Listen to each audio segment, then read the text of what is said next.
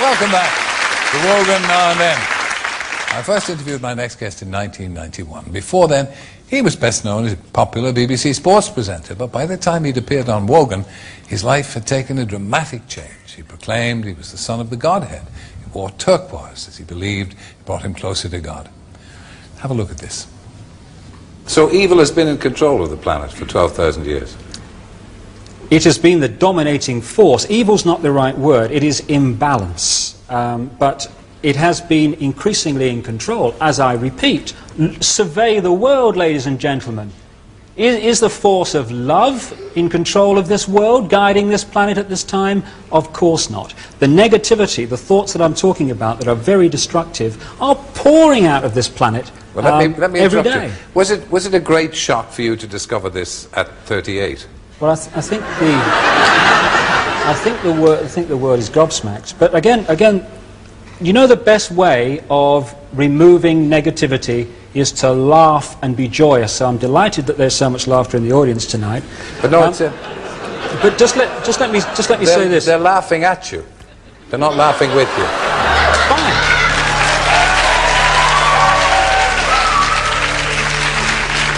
I didn't mean that to be hurtful. Terry. I don't want you to misinterpret it. They're not laughing in sympathy with you.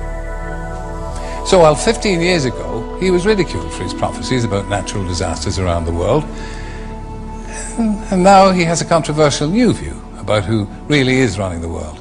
I'm delighted that he's agreed to come back. David Icke.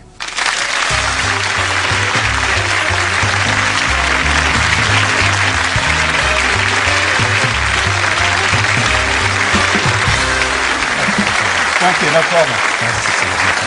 Thank you. Now, again, when I see that, I'm slightly embarrassed by it because I thought I was a bit sharp with that comment. So, and at the time I said I didn't mean it to embarrass you. So, that interview at the time, it changed everything for you, didn't it? Well, it changed everything in the sense of I couldn't walk down any street in Britain without being laughed at by most of the people. Going in a pub, there was uproar. A comedian only had to say my name to get a laugh. And what that does is it reveals to you the level of immaturity that passes for adulthood in this country, whereby clearly a guy was going through an incredible experience. And instead of being mature and saying, why is this guy gone from being this, what you would call straight, normal television presenter, to how he is now? This is interesting. What's happening here? Instead, and I heard the ripples of laughter 16 years on when my name was mentioned, people just laughed. But the other, which gave me a real insight, especially given what I'm doing now in my books, about how easy it is for the few to control the many. Because the many, you know, we laugh at sheep because sheep just follow the one in front. Ah, stupid sheep. We humans have out-sheeped the sheep because at least the sheep need a sheepdog to keep them in line. Humans keep each other in line. And they do it by ridiculing or condemning anyone who commits the crime, because that's what it's become, of being different. I had a choice, Terry, at that point. I could have ended up faced with that scale of ridicule and ended up shaking in the corner. Or I could have said, as I did, laugh, condemn, I don't give a damn. This is me. And if you don't like me, well, that's bad news, because this is the only me there is.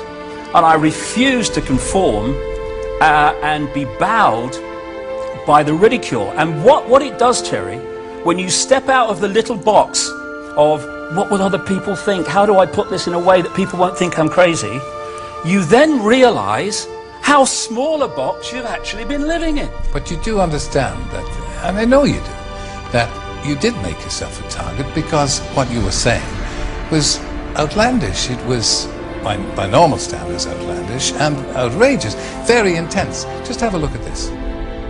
What about eruption? When may we expect tidal waves, eruptions, earthquakes?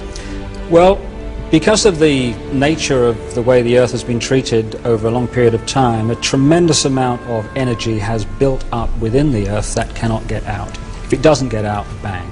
So this is going to be released in a controlled manner, as controlled as possible, through earthquakes, through volcanoes and such like. If they don't happen, this is not punishment. If they don't happen, there is no Earth.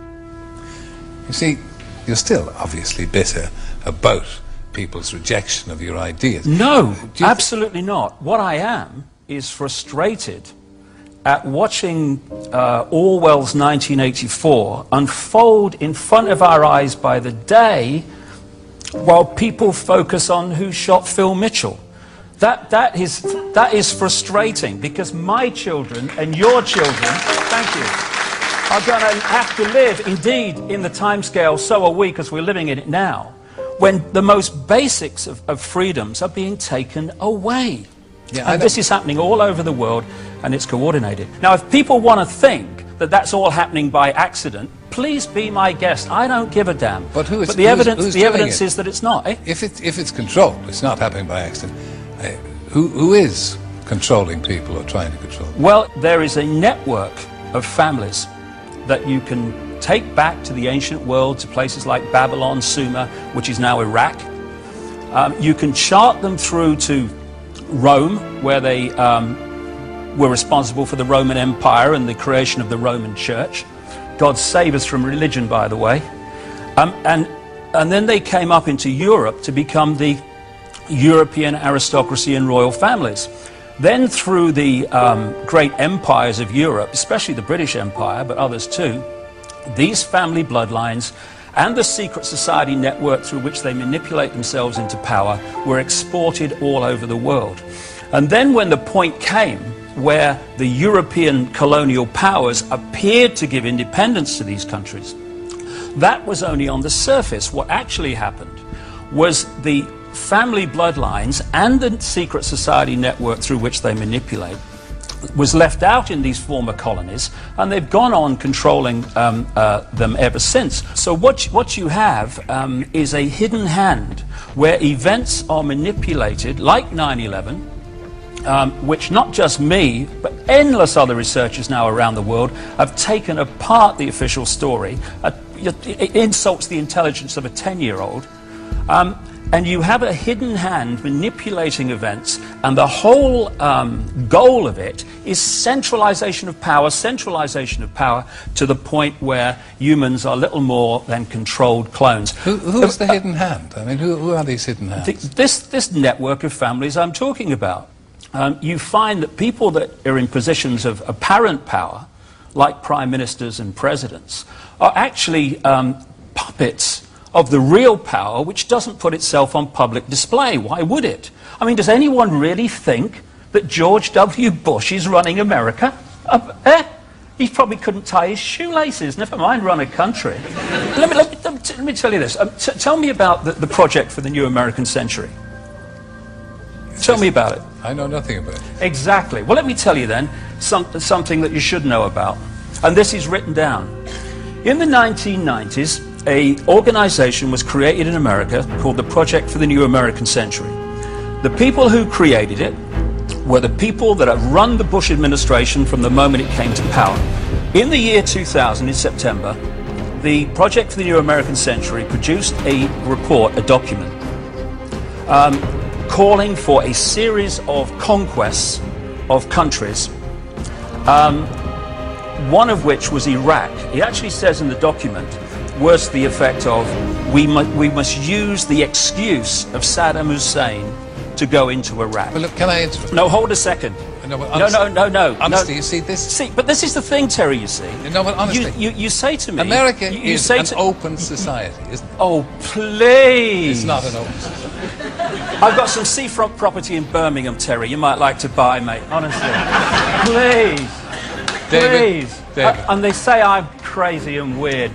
America is an open society. My Well, God. I thought in my innocence that most Americans would know what was going on in America. Oh, God. But it's all, you know it all, and... Oh, see, now you talked about cheap jibes. That's a cheap jibe. No, it's I'm not. not claiming I know it all. I'm saying that I've been to 40 countries. I've spent enormous amount of time in America talking to people who do know what's going on, victims of what's going on, and I'm passing this over to people. Now, yeah, sure. You see how preposterous it is. What, the fact that you think America's an open society? No. Absolutely ludicrous, Terry. I've never heard anything so stupid in your life. Okay. Thank you, ladies and gentlemen. David Icke, thank you. Good luck with your mission. Pleasure. Thank you.